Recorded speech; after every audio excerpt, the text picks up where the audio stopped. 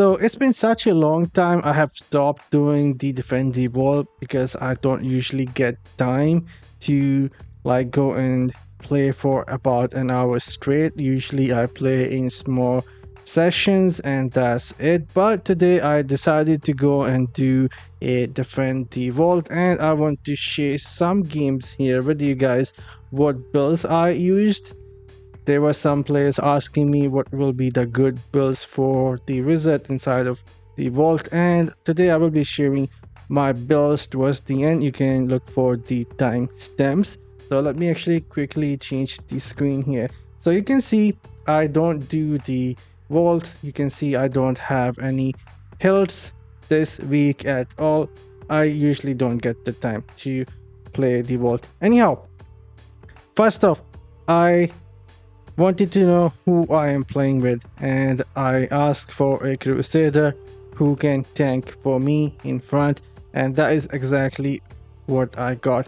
We have one crusader, one monk. I myself is a wizard, and we have another wizard. So that was the setup for the team. We played it for about an hour, got 5 games, and I'll be sharing here what was happening as I was playing this after such a long time. The first game I was just trying to understand how everything works. I was staying behind the crusader, but I did end up making a few mistakes. By the way, I'm using my CC dot damage builds with the freeze. It has a really high burst damage. That is something I thought would be really good here in the vault.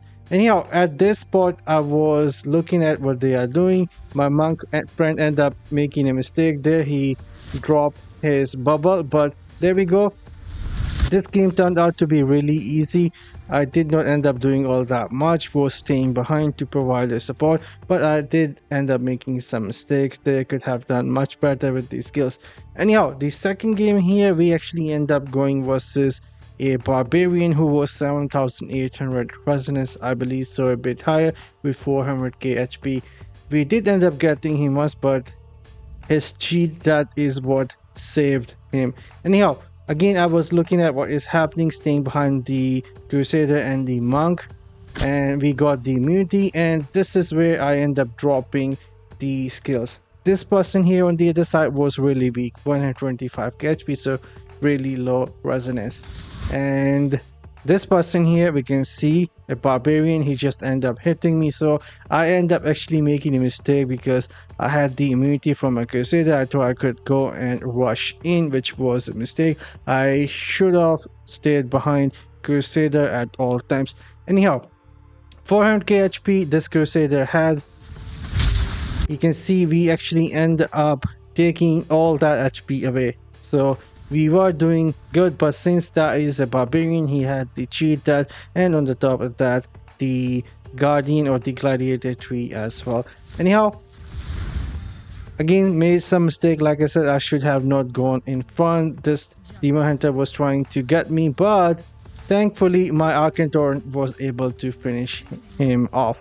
And around this time, we were not all looking that great, since that barbarian was almost back at 100% HP and kept like healing.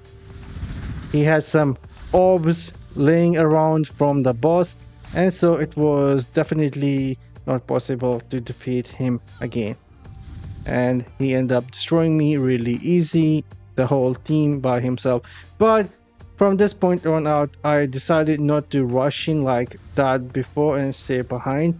And since the enemies were all scattered in different spots here, this was just a quick game where we just go in and try and kill them all. Here on this spot, I mean, they were not even all that great. The builds the other team were using are just all random stuff, and they were more busy fighting the monsters rather than like wanting to fight us. And so this was again another easy game, and this is the last game actually where they were trying to kill us. Let me pause here. They were trying to kill us, so we already talked about this. If someone try and do this, we will just stay still until a Crusader will go with immunity, and then I will start freezing them, hoping that they will try and kill a Crusader. And exactly that is what happened here. You will see Crusader went in, I started dropping skills and keeping my distance from them, but I just saw that the enemy was using ice crystal, so I was trying to keep a bit more distance with them, trying to like fight in between. And there was this wizard here who had 244k HP, but I knew I had the Arcane Torrent working for me, so I need to get close to this wizard if I'm going to do damage, because they are using the freeze beam. So that is exactly what I tried and do. And here I was waiting for my slow time to come back, so I go back in with a really fast meteor that is going to slow down the attack speed and the movement speed of this wizard from a chill, and I can follow up with a freeze. That is exactly what we end up doing, and that is how we won. So that was the 1 hour experience for me. Let's go back, let's talk about the builds that I was using. There we go. So the builds that I end up using were the one that we have currently equipped. I had the Electrocute, I had Arcane Wind, I have Slow Time, Meteor, and the Arcane Torrent.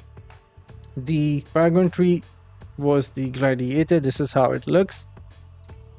And if we go and check out the set pieces, I was using 2-piece Mount Bank for some extra tankiness.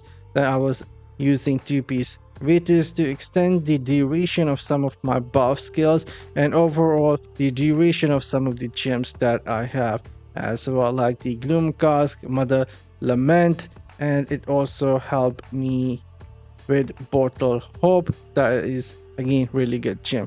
Anyhow, I was also using the Feasting Baron, so 2-piece Feasting Baron, 2-piece Vitus Argius, 2-piece Mount Bank. And for what essences we were using, I will just go and show that real quick here at the essence transfer. There we go. The new headpiece for the slow time that increased the rate of dot that you have, damage over time, that comes from a bleed, fire, and poison. Really good. And then we were increasing the radius of the meteor, and then we were also increasing the damage of meteor versus frozen enemies. And then I was using a pants for a meteor that showered down a snowstorm on enemies, chilling them. And we can also follow up with the Arcane Wind here that will also freeze the chill enemy. And I was increasing the charges of my Arcane Wind with this. And then I had the modifier for the Arcane Torrent that shoot enemies automatically. That is how I was able to get close and personal to that wizard and do additional damage. And then I was also using another modifier for the Arcane Torrent that sucks everyone inside, and we can just do this, follow up with this, and freeze everything inside and keep our distance. Really good. I think the build works really well inside of the vault, especially if you have the Crusader and you can have a Barb or Monk. These builds are going to be extremely good inside of the vault or BG as well. I'm signing off. See you all in the next one. You guys have a great day. Later.